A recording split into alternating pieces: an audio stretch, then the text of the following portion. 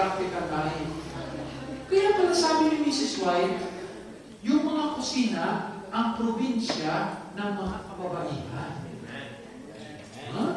Walang babae ang papasok sa pag-boyfriend-girlfriend na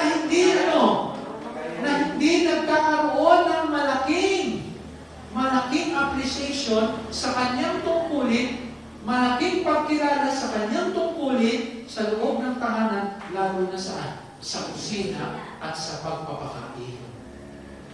Oh, grabe pala yun. Hindi mo kinakailangan maging kasing galing ni Kapitana sa pagluluto bago mag-asawa. That's not what I'm trying to say. Kundi first, pagkilala ng responsibilidad mo. Siyempre, pag kinilala mo ang responsibilidad mo sa kusina, kinakailangan may masidhi ka rin pag nanais na matuto.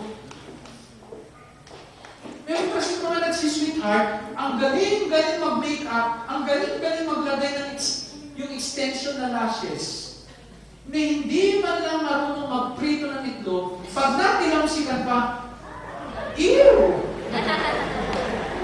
Nalingali ko talagang sa patusin. Mga ganun eh.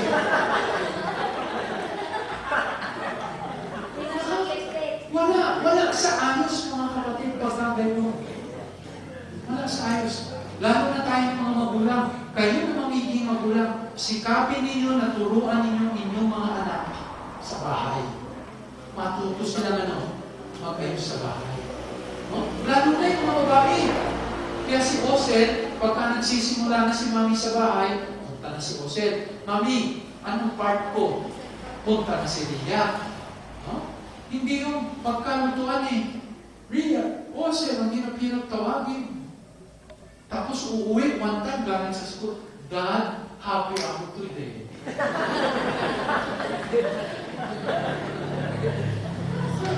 Makaparaanan mo yan. Ito muna ang pagiging natin, anak. Masaya magkwentuhan, anak, ng mga happy today. No? Habang tayo nagluluto. Turuan maglaba. Hindi yung iisa sa washing machine. Maturuan natin sila sa mga kabanalan ng Panginoon. And if you would ask me, the best book to give that special lady is Adventist Home. Amen. Hanapin niyo yung aklat ng Adventist Home. Yun ang ibigay niyo dyan sa crush mong babae. Kung sakaling hindi kayo, may naibigay ka sa kanya. Diba? Love is all about? Hindi yung huwag na, hindi mo rin pala naman akong crush. Ganyan! Nakagay sa iba. Sa'yo na, hindi! Diba? So, importante pala ito. Yan sa inyo mga kababaihan. Yung nagpukusa. Hindi yung nakutusan pa. Pagka kayo umuwi sa bahay, galing kayo sa AUP, umabalik kayo sa bahay, anong gagawin na doon? Ay, pagod ako, mami. Ang hirap-hirap na mga exam. Oh, goodness! Nahirapan ka sa exam. Kaya kung hindi ko inisip yung hirap ko rito, pagpapaaral sa iyo. Ang masakit pa nun, pagdating ng enrollment, ito pa masakit talaga. Halos nauupos akong kandila. Ang nakikita kong mga nakapila sa gym, sa enrollment, mga nanay at tatay, goodness. College! Ang nagpapa-enroll, mga nanay at tatay. Hindi naman tinanong.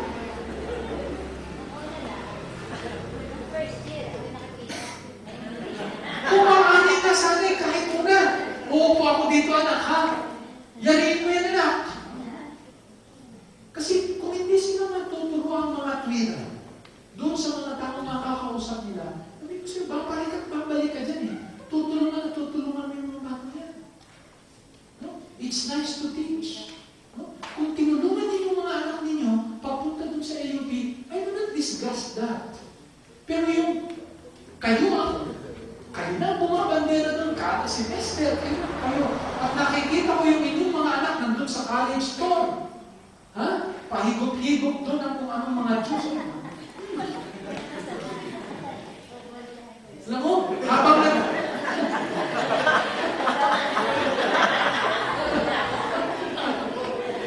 Pero palagay ko yung kapitana, mas malaki malayo ako sa camera, mas malapit ka, rinig yun. Hindi talaga. Hindi, sa totoo lang talaga. Sa nakikita ko, kung papasok tayo sa pakikipagrelasyon, tanungin muna natin ang ating mga sarili. Are we taking responsibilities in life? Yun eh, kahit na pag-ayos man lang ng digaan, pagkukusap sa loob ng bahay, hindi marunong humawak ng malistikting. Magwawalistikting, ew!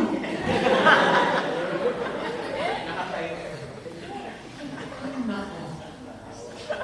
Dating namin ng Iloilo. No? Pinagtatapunan ng mga trapo yung mga babae, no? Talaga namang malalaki pa yung tiles dito. Gagawin mga tiles. Laking church eh. Wala. Sinubuhin ng tubig.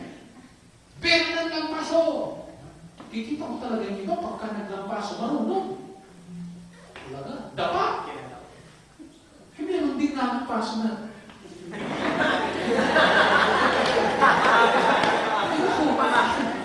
Sarap pa natin ang ulit eh. Doon mo makikita wala sa awas. Pero alam niyo, wag minsan natutokso ko na para bang kamulian yung gano'n. Nakikita ko na nakakalimba ko na naawat din ako. Kasi pagdating ng panahon na nawala ang mga magulang, kaawa-awa, pagsasamantalahan sila ng maraming tao. Sabihin ko, bayaran mo ako. Ganito ako nang gagawa niyan. Lahat yun. Ipababayan nila. Ultimo paglaban ng kanilang pangke at break. Ano ba kayo nakikita? Pumunta ka sa laundry ng AUP, kasama ang brief at panty na nilalaban sa laundry. Lungkot. Malungkot.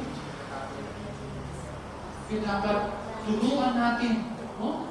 Kita mo kung iisipin nyo lang to, baka mamaya-maya, ayoko na nga yung pag-boyfriend eh, si partner. Dami mo parang iisipin niya. Dapat sana inisip niya. Ako ka pumasok dyan. Hindi naman yan puro mga pakyut-pakyut sa Facebook eh. Yung pag-boyfriend, pag-girlfriend, ito ang usapin dyan. Practical duties in life. Hindi mo makakang maglaba. Sino marunong magsaing? Yun yung basic yun eh. Pagsasaing, pero mo, nakasagot ka kay Douglas, hindi ka marunong magsaing. Ha? Meron ako nung nakasama, ito naman, matinding babae ito. Ako ang church pastor, principal ng school. No? 4 kaming worker, puro kami single, magkakasama kami